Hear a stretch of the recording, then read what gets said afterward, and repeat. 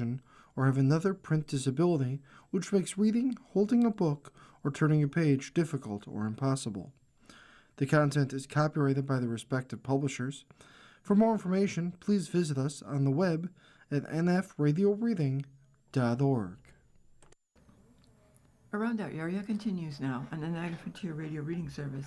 Your reader for this hour is Sally Herzog. We go to our first article.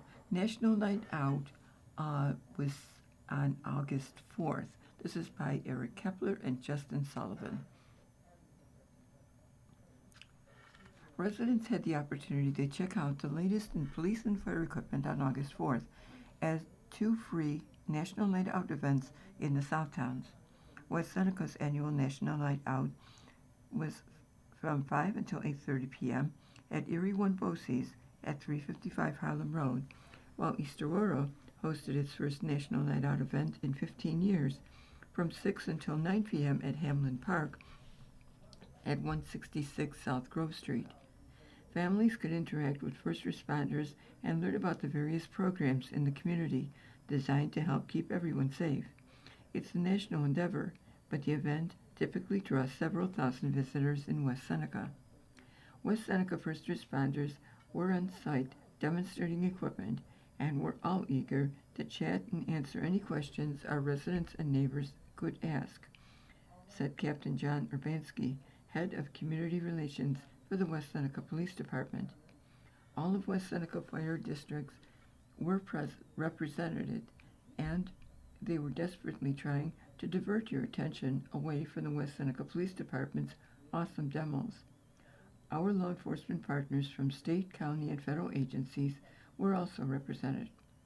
West Seneca police officers were on site to assist with car seat safety checks, child safety programs, and possibly a helicopter landing. Visitors were also able to help to see how fast they can throw during the radar demonstration. In addition, all West Seneca fire departments were on hand, including Winchester, Union, Reserve, East Seneca, Seneca Hose, and Vigilant. They had activities such as bounce houses, a smokehouse, and fire truck tours. A variety of community groups and organizations participated and handed out plenty of swag, Urbanski said. The always popular Reading Rover was giving away free books to any child that comes up and says hello. The Smiling Face painter worked with her artist magic free of charge, and the West Seneca Lions Club offered free eye exams and much more. The West Seneca Food Pantry also was on site, accepting non-perishable food donations. All food collected remains local, so people who were good neighbors came out to this great opportunity and supported one another. The East Aurora event was hosted in partnership with the East Aurora Police Department, East Aurora Fire Department, Orchard Park Police Department, and the New York State Police. It featured food activities and opportunities for residents to meet the public safety professionals who serve their communities. It's important for community members to have the opportunity to interact with police officers and other first responders in positive settings rather than only encountering us during difficult or unfortunate circumstances. East Aurora Police Chief Patrick White said, "Those connections can have a lasting impact and ultimately strengthen the partnership between first responders and the community, making our community safer and stronger for everyone." Attendees enjoyed complimentary hot dogs, pizza, and drinks, along with face painting, a dunk tank, an obstacle course, and a playground on wheels attraction. Police and fire vehicles were also on display, giving children and families an opportunity to explore emergency equipment and interact with first responders in an informal setting. National Night Out is an annual community building campaign held across the United States on the first Tuesday in August. Established in 1984 by the National Association of Town Watch, the event was created to promote police-community partnerships and neighborhood camaraderie as a way to strengthen public safety and crime prevention efforts. Today, millions of residents in thousands of communities nationwide participate each year through block parties, festivals, cookouts, and public safety demonstrations. West Seneca, here's Deer Control Update. This is by Eric Kepler. Deer Control Program Coordinator Rick Rickard on Monday provided the West Seneca Town Board with some facts and figures about his team's efforts to tackle the town's long-standing deer population problem. Reinhardt, a veteran hunter with experience thinning herds in an official capacity, was named to the position in early 2025, although the deer season was almost over at that time. The season, which runs from October through April, was more productive in 2025 and 26. It was a very good, safe year, Rickard told the board. There were really no safety issues at all. All of the hunters did a very good job. We tried to keep a low profile. Rickard and his team took 173 deer last season, plus another 100 in the abbreviated previous season. A deer typically provides about 35 pounds of meat per animal and 4 meals per pound, Rickard said, citing food bank officials. So the 273 deer translated to about 38,000 meals for the food bank, he said. Counting Rickard himself, there were 9 hunters on the team, all of which have nuisance wildlife control operator licenses from the Department of Environmental Conservation.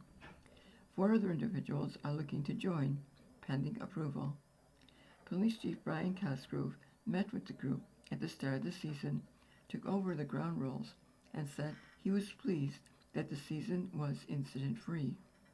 We went through this whole season with 0 complaints regarding you or your hunters, and that's a testament to you and everyone's professionalism and keeping everyone safe, Cosgrove said. I appreciate that. Rickard noted that the hunters always notified the WSPD before they went hunting. There were actually very few areas where they could use guns, but they called in to police every time a shot was fired. By the numbers, 63 deer were taken by gun and 110 by crossbow. The highest number of deer were taken near the soccer park, followed by an area along Seneca and Main Streets. Rickard said he's limited on where he can hunt because permission from the owner is required. To that end, he asked for assistance from the public in that area. I could use help getting into other spots, especially corporate spots, he said. Also, to general property owners, please consider allowing us to hunt on your property to try and reduce the deer herd a little. Not to go overboard, but just to get the deer herd under control. Specifically, Richard mentioned the developmental center and along Route 400 and Clinton Street. Supervisor Gary Dixon asked if the program was having a significant impact on the deer population of West Seneca. I think we're making a difference, but there are so many deer, it's like water just filling the bucket, Rickard said. It's an ongoing thing. If we have a group of good, responsible hunters, we can get it under control to some extent, but it will take a couple of years to really see the difference.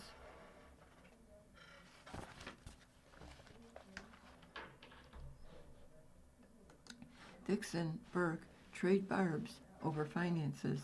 This is by Eric Kepler.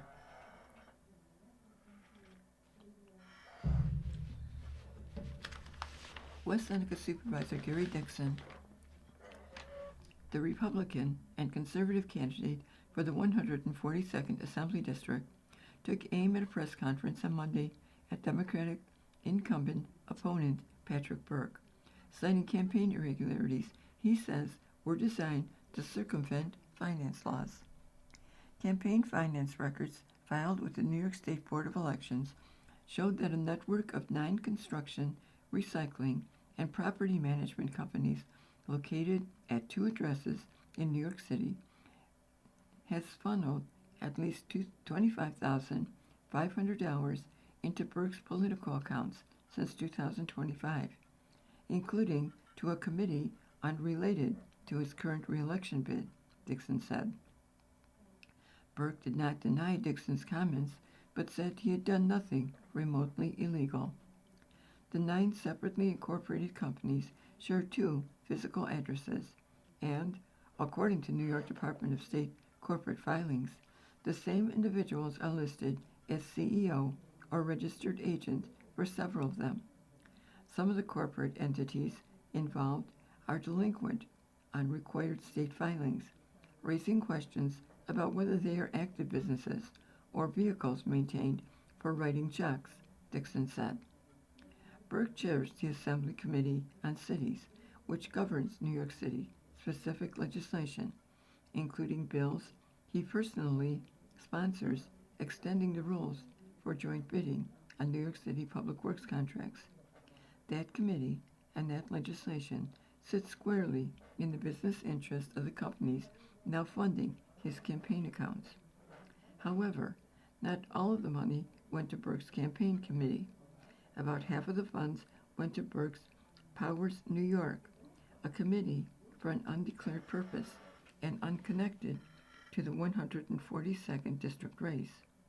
The committee is believed to be seed money for a run for Erie County Executive in 2027, an office Berg has said he was seriously considering, Dixon added.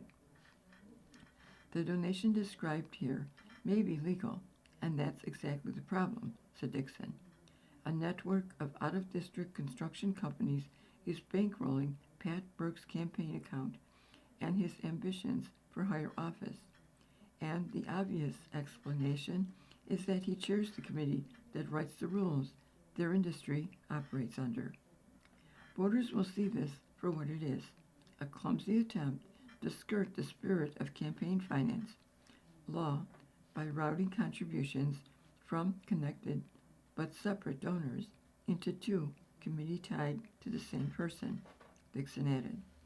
Put simply, this looks like the kind of legal influence peddling that voters despise. Berg, in response, went after some of the procedures that he called common in West Seneca during Dixon's tenure.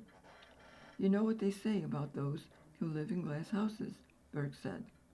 While even the worst thing that Dixon alleges is, as he admits, perfectly legal, his tactics in West Seneca are a well-known secret. He's running a pseudo-political machine, fueled by a revolving door of campaign cash from town contractors, developers, and the very insiders whose projects depend on favorable decisions from his hand-picked planning board. We look forward to continuing this conversation, and we have the receipts. The planning board is one of the most influential appointed bodies in the town government because it has significant control over how land is developed, including what gets built and under what conditions.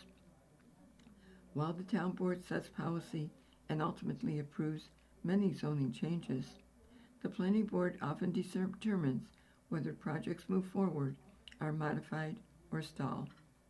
The developers doing business in the town are all dependent on favorable decisions from Dixon's planning board and the town board, Berg said.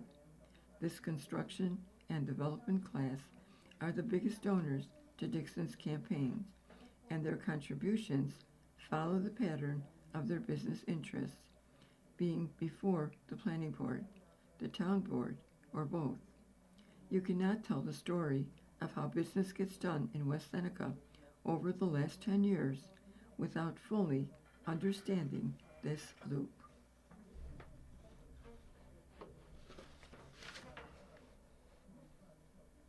Celebrating our nation's history across Erie County.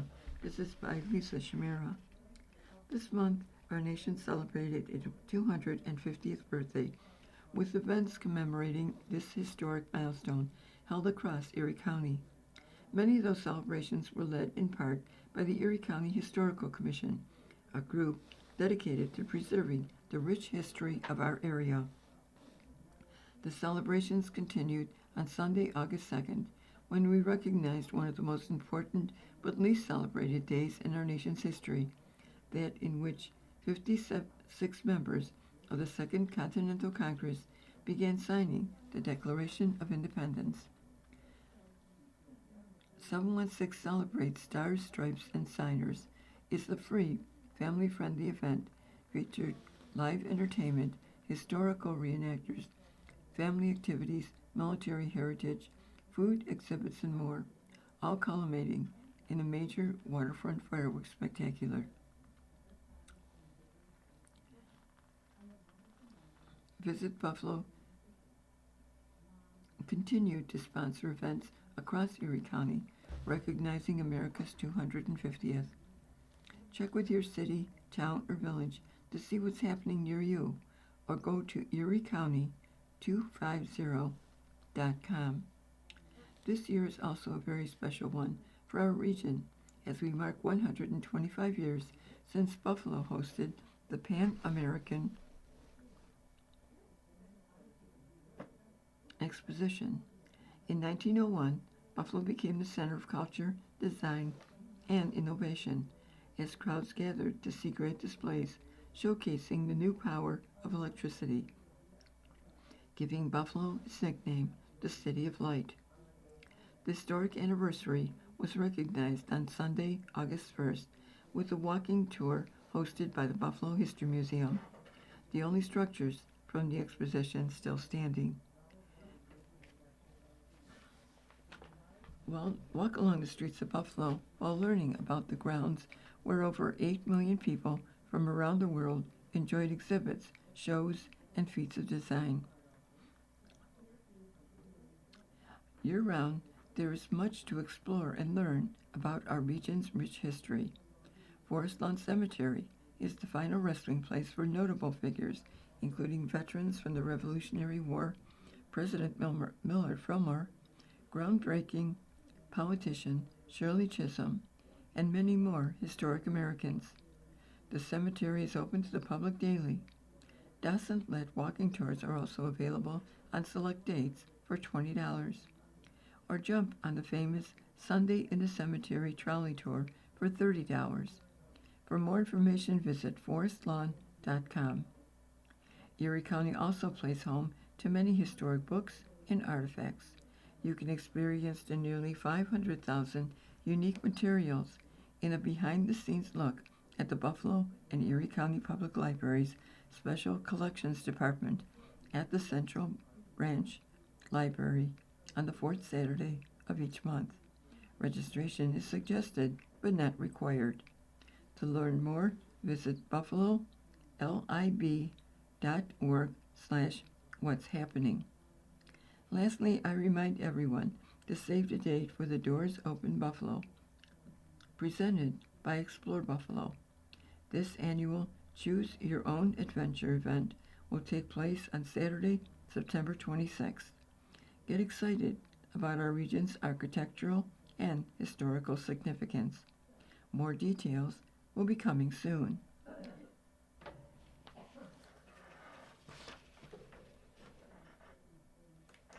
Annunciation's 89th annual picnic set for August 21st through the 23rd. The Church of the Annunciation in Alma will host its 89th annual summer picnic August 21st to the 23rd on the parish grounds at 7580 Clinton Street. Festivities kick off at 6 p.m. Friday, August 21st, with the popular Annunciation Car Cruise Night around the church grounds. There will be a full food court menu highlighted by pulled pork and roast beef sandwiches. Nerds Gone Wild will perform in the beer tent from 7 to 11 p.m. On Saturday, August 22nd, Annunciation will serve a pork chop dinner in Siebert Hall from 4 p.m. until sold out. Additionally, the church's famous chowder sale will begin at 1 p.m. Eat in or take out. Beer tent entertainment will include the Water Dogs from 3 until 5 p.m. and the Cold Beer Creek Band from 7 to 11 p.m. Masses will take place at 9 a.m., 11 a.m., and 5 p.m. on Sunday, August 23rd, with picnic festivities running from noon to 4:30 p.m. The chowder sale will resume at noon, and the Wendell's Chicken Barbecue will be offered from noon until sold out. The Samuel Tambo Band will entertain from 1:30 until 4:30 p.m. Other picnic highlights include a continuous food court all 3 days, a grand drawing on August 23rd with a first prize of $5,000, theme baskets, a hand-quilted Amish quilt raffle, grocery drawings, and more.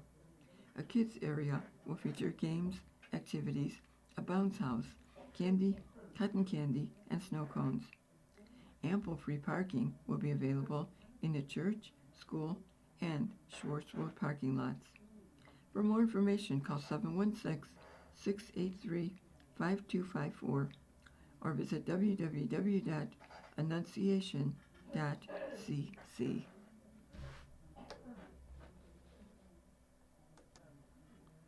Upgrades.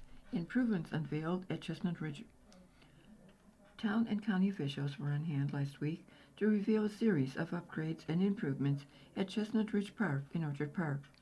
Erie County Executive Mark Poloncarz and other county officials joined representatives from the Chestnut Ridge Conservancy on July 24th to cut the ribbon for the new sensory trail and review capital improvements made throughout the park. The new trail, featuring sensory-friendly elements and interactive play zones, adds to a lengthy and varied list of improvements at Chestnut Ridge Park that totals over $9.2 million since 2012. Our park system was once a laughingstock, but now my administration developed a vision to change that by restoring and improving parks countywide for residents and visitors to our region today and for generations to come, Poloncarz said. Chestnut Ridge Park is another example of how a year-round destination can serve as a place for recreation, relaxation, and seasonal fun. This park has long been a place to create wonderful family memories, and the investments we have made over the past decade and a half ensure it will continue to be a place for people to utilize for many years. The new sensory trail includes sensory-friendly elements, interactive play zones, and covered areas to sit in the shade, and for families to relax and enjoy a picnic. Erie County committed $183,549.45 for the project, with the funds used for site preparation, installation, concrete walkways, turf, universal picnic tables, shade structures, plantings, and the Hunter Kelly sign, which honors the late son of retired Buffalo Bills quarterback and Pro Football Hall of Famer Jim Kelly. The playground equipment, which is safe to use for people of all ages and abilities, includes a crawl tunnel, a balance beam, sensory play panels, and musical instruments. The project was made possible thanks in part to the members of Chestnut Ridge Conservancy and representatives from Kelly for Kids. Capital improvements at Chestnut Ridge Park include the resurfacing and improved lighting system at the tennis courts, 2 accessible playgrounds, various renovations to the casino, a number of improvements to shelters and restrooms throughout the park, and the renovations at the fishing pier that made it more accessible.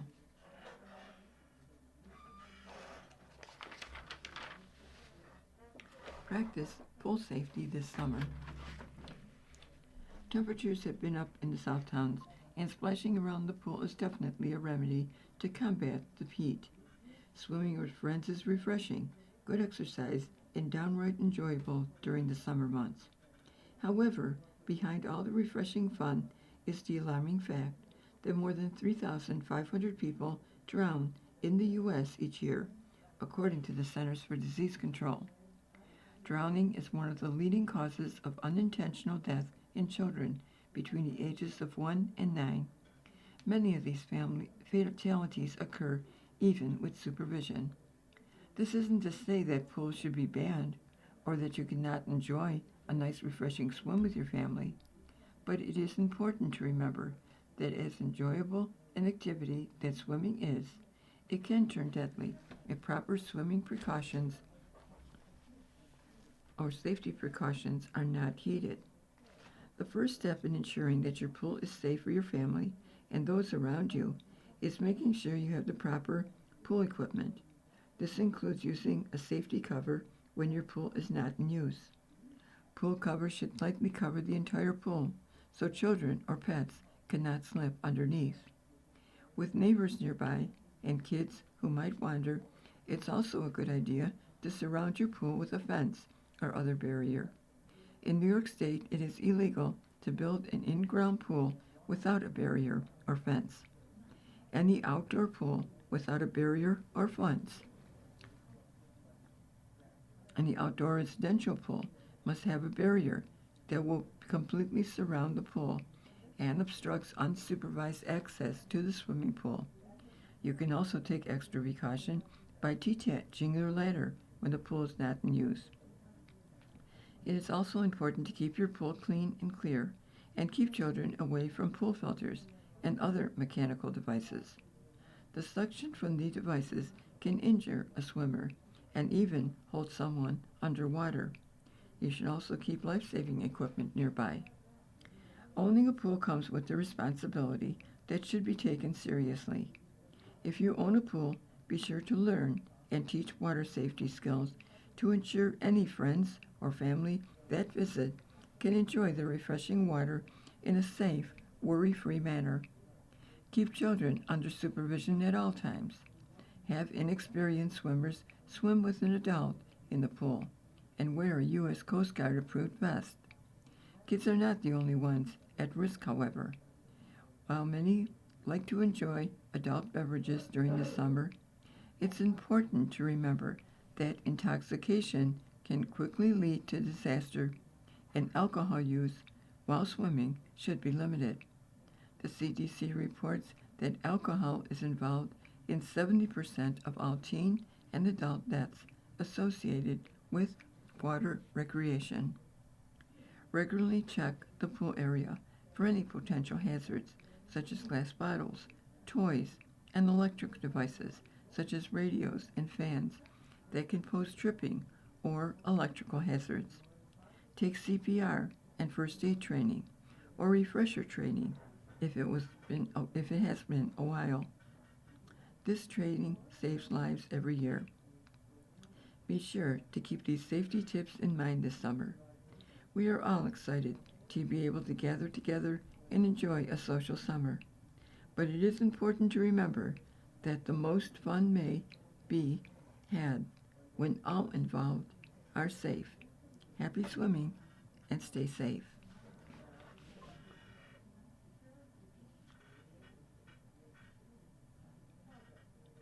Spindles. This is by Eric Kepler. Rest easy. Last week was a tough one for an emergency service family in West Seneca after bidding farewell to longtime community servant Jay Mazukevitz. Mazukevitz was the longtime public safety dispatcher, firefighter, and instructor. He dedicated his life to serving others, the WSPD said in a statement. Whether behind a radio in the fire services or teaching future first responders, he was known for his professionalism, knowledge, and genuine care for the people around him. The West Seneca Town Board observed a moment of silence in his memory at the start of Monday's meeting, and several of council members, as well as Police Chief Brian Cosgrove, praised the example that Mazukevitz set and the path of service that he followed. Thank you, sir. Rest easy.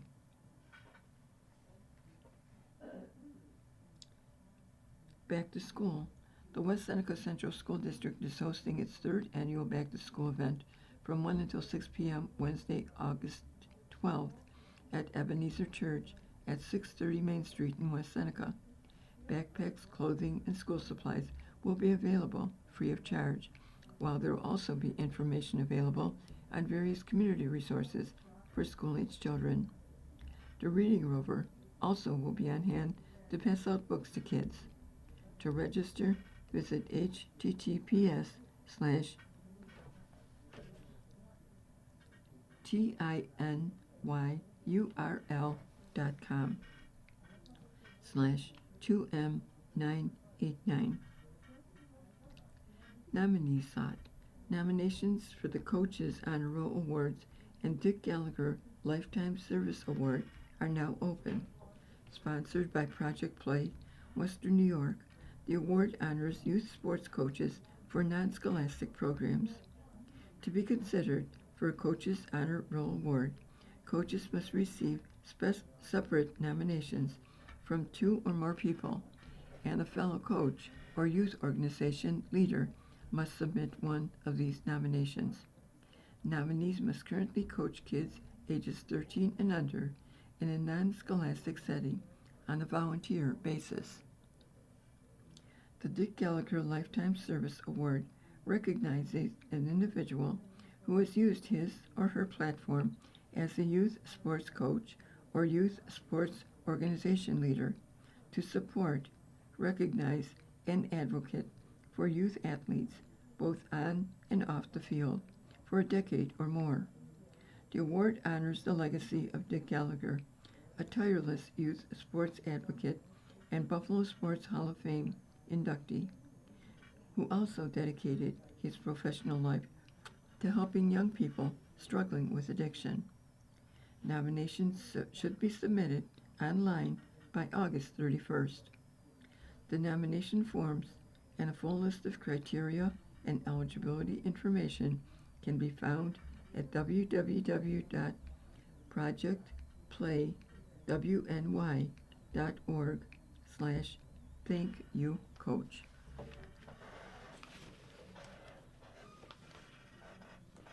And before we move on to our next paper, we'd like to tell you you're listening to Around Our Area on the Niagara Frontier Radio Reading Service. And we move on to the Sun, and this is the Friday, July 31st, 2026 edition. Go to our first article. One of the ugliest intersections in the village of Hamburg is set for an upgrade. It's getting a roundabout. Douglas Hutter, a member of the Village of Hamburg Historical Preservation Committee, stated it clearly. It's one of the ugliest intersections in the village of Hamburg. The intersection that Hunter is speaking of is that of Main Street, Pierce Avenue, Lake Street, and South Lake Street. The proposed plan for the New York State Department of Transportation, outlined in a public meeting on July 22nd, would be to replace the signalized intersection with a roundabout. The project would include replacing curbs and curb ramps and constructing new sidewalk as necessary.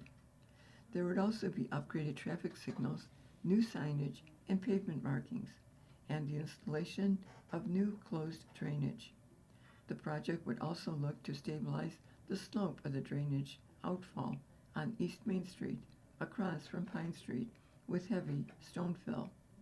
The project would also include the resurfacing of a section of Lake Street from Norwood Avenue to the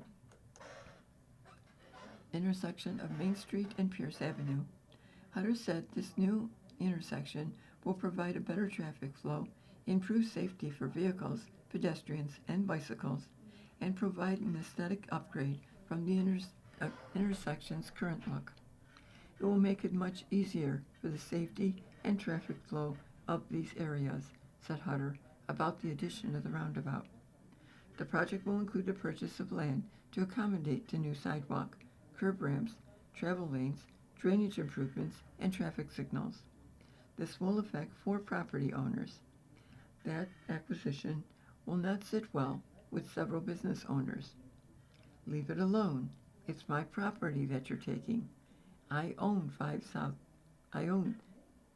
Lake Street, 23 Lake Street, and 25 Lake Street. I've been there 30 years.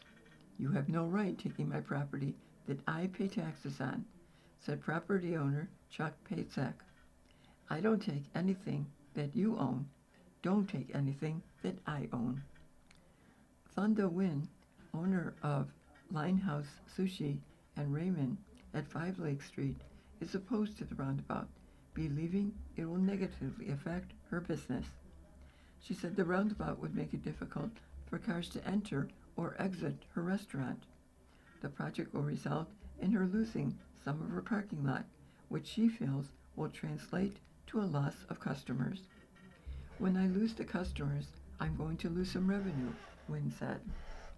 The DOT's Office of Right-of-Way will work with an appraiser on an inspection of the land that is needed to be acquired for the project. The full appraisal offer will be offered to the property owner for the land needed. If the property owner disagrees with the offer, there is a process to negotiate a settlement upon providing documentation to show why there should be an increase in the offer. There is also an option for a property owner to file a claim against the state in the Court of Claims. The roundabout is nothing new for the village, as the municipality started to incorporate them into the roadway system back in 2001. Having roundabouts in the village for 25 years, many in attendance at the DOT meeting were in support of another roundabout coming to the municipality. Jessica McNichol, a Lake Street resident, is in favor of the roundabout. Her and her husband have one daughter, and she said she gets a lump in her throat any time her daughter goes out into the front yard of their home because of the speeding on Lake Street. She wants to see the area be safer for all the children in a neighborhood. We're in support of the roundabout. It allows traffic to flow freely at a good speed, McNichol said. I think safety is the common goal, and this is best for the kids in the future.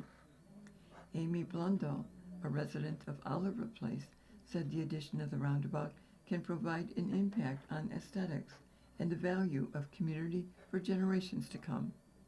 Not just 30 years, but for the next 130 years or more, Blundell said. DOT officials noted that there will be a truck detour during the construction season. Residents on Log Avenue, a residential street which has a weight limit for vehicles, said there has to be a communication to semi-truck drivers that Long Avenue is not an acceptable detour for truck traffic to avoid Main Street. The DOT project would also include work in the town of Hamburg, as there would be work at the intersection of South Park Avenue with Quinby Drive, Melu Drive. This would include a traffic signal replacement, new pedestrian accommodations.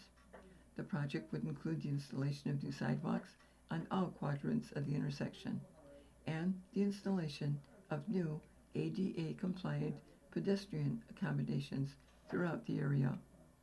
The project will also include the purchase of land and affect 4 property owners.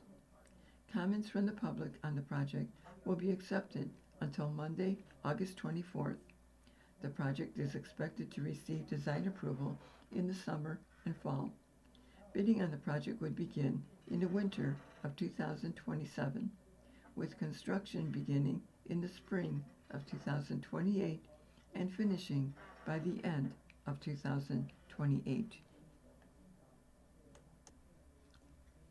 Daycare Center approved for Jeffrey Boulevard Industrial Park. This is by Chris Graham.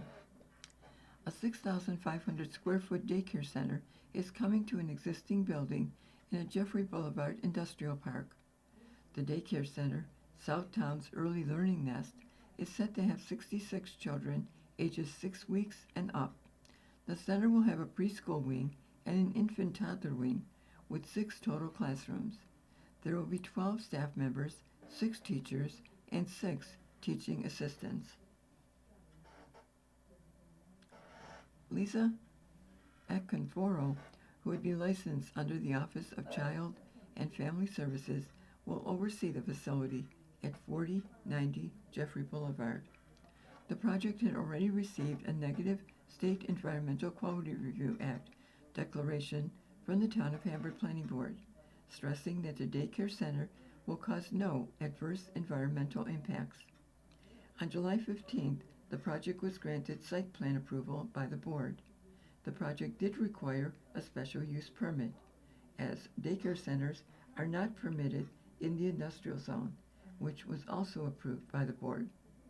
A public hearing on the project was held on July 15th. No one from the public spoke.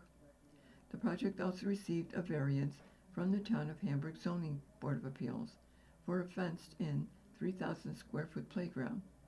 The playground will have separate space for preschool children and infants and toddlers.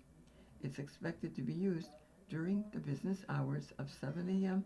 till 6 p.m.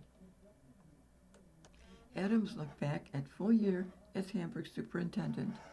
BOE approves new 5-year PAC through 2031 for lead official of the district. This is by Chris Graham.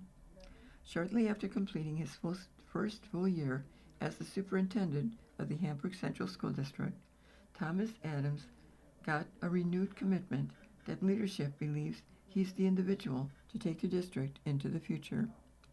Adams, who took over for former superintendent Michael Cornell in January of 2025, received a 5-year contract extension as superintendent of the district.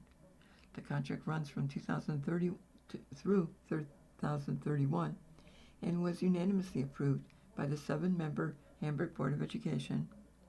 I'm awed by the privilege of serving in that role, and I'm thankful that the board was supportive of having that 5-year contract, Adams said.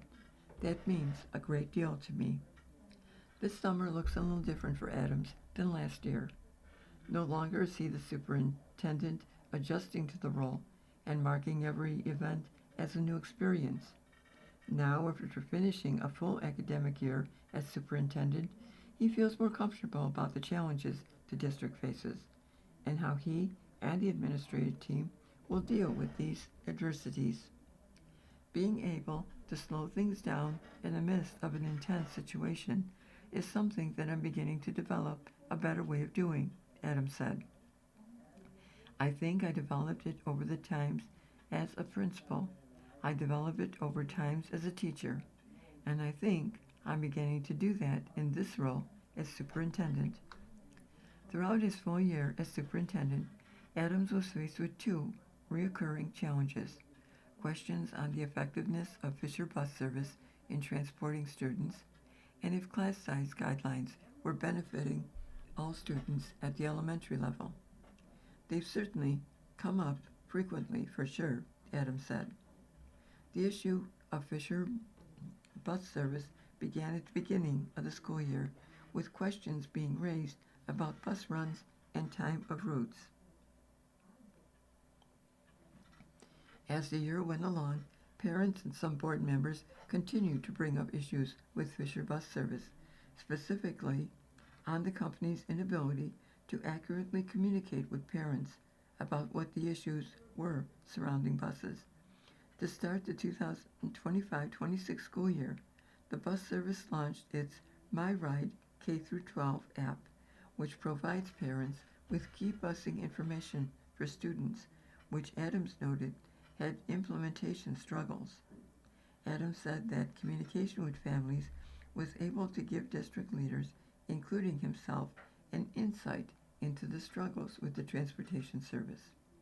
What we found was that communication elicited a good response from our partner at Fisher Bus, Adams said.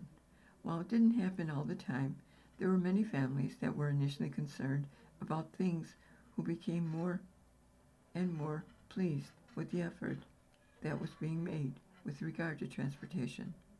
This included the bus service updating and making modifications to its My Ride K-12 app, along with the companies adding a site manager with a focus on Hamburg Central School District.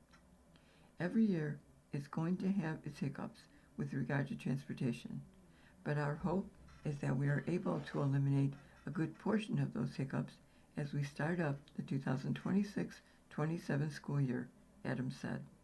I'm confident we saw improvements over the course of the year, and we'll see continued improvements with it this year. Our class size guidelines, parents, primarily from Union Pleasant Elementary School, believe that the other elementary schools have lower class sizes than what is offered at Union Pleasant, and asked why that school building can't be treated like the other three. The guidelines, which were established in 2014, see class size of 18 or fewer in pre-kindergarten, 22 or fewer in K through 2, and 23 to 28 in grades 3 to 5. Adams noted in a presentation given to the board earlier in July that the lower class sizes have the biggest gains at the lower grade levels, and larger class sizes at older grades have less of an impact. The presentation also showed that elementary students in the current setup were performing well on both math and reading assessments, offering data that the current guidelines are not causing a downward shift in learning. I do feel the guidelines work, but at the same time, I understand the concern of those who would say, why is lower at kindergarten, first grade, second grade than it is at third, fourth, and fifth? And how come there's disparity between class averages at various elementary schools? My contention is that I do believe they work. I acknowledge that there's differences, though, Adams said. He added that the differences between the 4 elementary schools have worked for those buildings, believing the district provides an equitable education structure throughout the 4 schools. When Adams looks at the day-to-day education K through 12 for the 2026-27 school year, he sees project-based learning as taking more of a focus in the classroom. The idea would be students working collaboratively while allowing teachers to measure their progress, but giving students the opportunity to own that work more. Adams said the idea is to give staff an autonomy to measure a given student's success with the work, while also giving the student agency in terms of making decisions on what they're studying. Districts across New York State are going to be challenged to make that learning more meaningful, he said. Adams says students are already starting to learn like this at the district level, but this project-based learning and students working more collaboratively will have the permission to do more to expand the learning experience already occurring in some levels of the district. Also under Adams' leadership will be the Horizon 2027 capital project, the $59 million capital endeavor expected to be voted on by district voters in October of 2027, would look to reimagine art and music spaces at Hamburg High School and Hamburg Middle School, while also adding an 8-lane ADA-compliant pool at the high school with bleacher seating for 300 people that will have the ability to hold Section 6 events.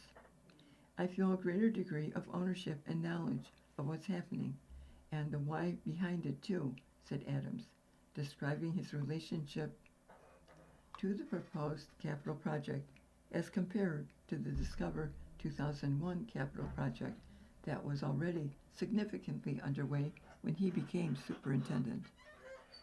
Adams stressed that the Horizon 2027 project includes some promises of work that were originally scheduled for the Discover 2021 project, specifically the pool work.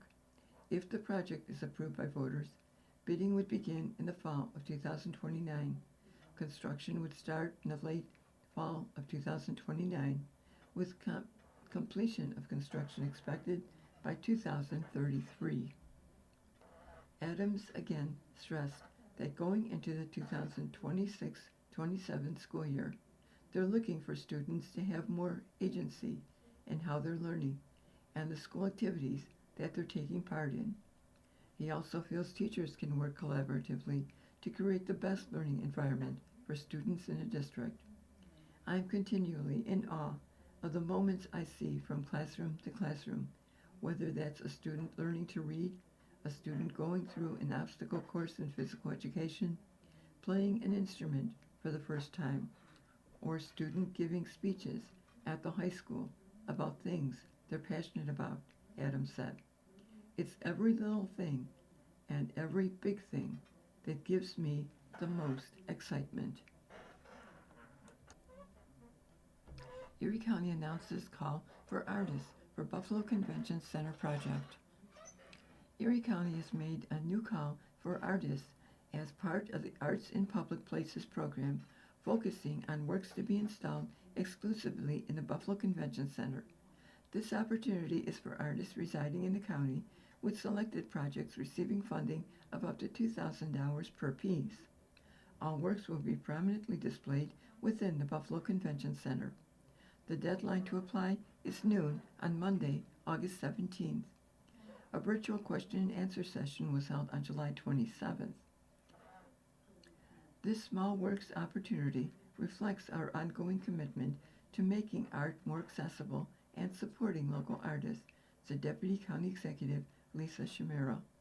By bringing unique, original pieces into the Buffalo Convention Center, we continue to build a stronger, more vibrant Erie County, one artwork at a time. This project is administered by the Erie County Department of Environment and Planning and the Arts in Public Place Committee, which is dedicated to commissioning public art that reflects the diversity, creativity, and voices of county residents. For full details and to apply, visit erie.gov/publicart. Public hearing is set for Town of Hamburg Radius Federal Credit Union location. This is by Chris Graham. A public hearing has been set to see if Radius Federal Credit Union will make its way to the Town of Hamburg. The credit union plan for 5505 Southwestern Boulevard would be 2,460 square feet. The project will have a drive-through and four-car garage. The four-car garage is for storage, as there are no basements in the facility. There would also be 22 parking spaces on the site. It is expected there will be 6 employees at the credit union. Radius Federal Credit Union, which has been operating since 1941, offers members the same services as a bank, along with lower rates on loans, fewer fees, and higher yields on savings products than banks, according to the credit union website. This would be the credit union's third location, as they also have offices in the village of Kenmore, the village of Angola. While the credit union has existing members, the plan would be to advertise to Hamburg residents with the new location. Anthony Pandolfi, a senior associate with Carmina Wood Design, representing the developer, told the Town of Hamburg Planning Board that the other 2 branches will usually have 2 to 3 cars waiting to use the drive-through. That's pretty consistent with banking in this day and age. You really don't see these bank drive-throughs get as stacked up as they used to, Pandolfi said. The plan has 14 stacking spaces for drive-through. The public hearing will be held at the board's next meeting.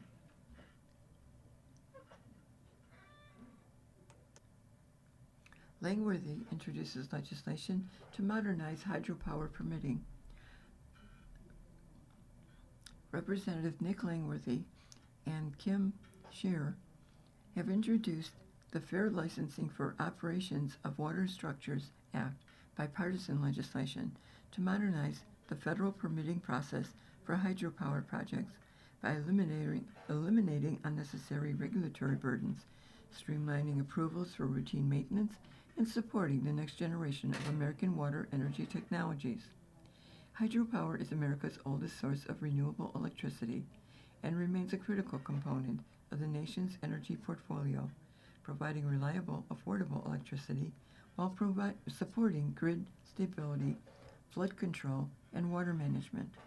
However, outdated federal regulations often require operators to obtain approval from the Federal Energy Regulatory Commission for routine maintenance and other low-risk activities, creating delays, increasing costs, and diverting resources from improving reliability and modernizing infrastructure. The FLOWS Act updates that process while preserving FERC's authority over dam safety and environmental protections. Hydropower has powered communities across America for generations, but the federal permitting process hasn't kept pace with the modern technology or common sense, Langworthy said. Too often, operators are forced to navigate unnecessary federal red tape just to perform routine maintenance or replace equipment with identical components. That drives up costs, delays improvements, and makes it harder to keep reliable, affordable power on the grid, while having no real impact on environmental safety. At a time when New Yorkers are being crushed by skyrocketing energy costs, this bipartisan common sense legislation is essential in preserving the future of one of America's most affordable source of electricity. The FLOWS Act would exempt routine maintenance, in-kind equipment replacement, and other non-substantial alternatives at existing hydropower facilities from requiring prior FERC approval, preserve all existing environmental protection and FERC's dam safety oversight, establish a permitting process specifically tailored for emerging water, tidal, and river current energy technologies, and reduce unnecessary regulatory delays and costs while improving grid reliability and supporting innovation in domestic energy production. Current licensing requirements were largely designed around traditional large-scale hydroelectric dams and do not reflect today's technologies or the realities of operating existing facilities. The legislation provides greater regulatory certainty while ensuring federal oversight remains focused where it matters most, protecting public safety and the environment. The Senate companion legislation, introduced by Senators Lisa Mazurkowski and Angus King, has already advanced through the Senate Energy and Natural Resource Committee. You've been listening to Around Our Area, a weekly look at community newspapers from around Western New York. Your reader for this hour has been Sally Herzog. Thank you so much for listening. Coming up next in the Niagara Frontier Radio Reading Service, we have the Ampol Eagle. At 4 o'clock, we have the Grand Island Niagara County Tribune Sentinel. And following that, at 5 o'clock, we have the Lockport Union Sun and Journal. Stay with us for these readings and more throughout the day.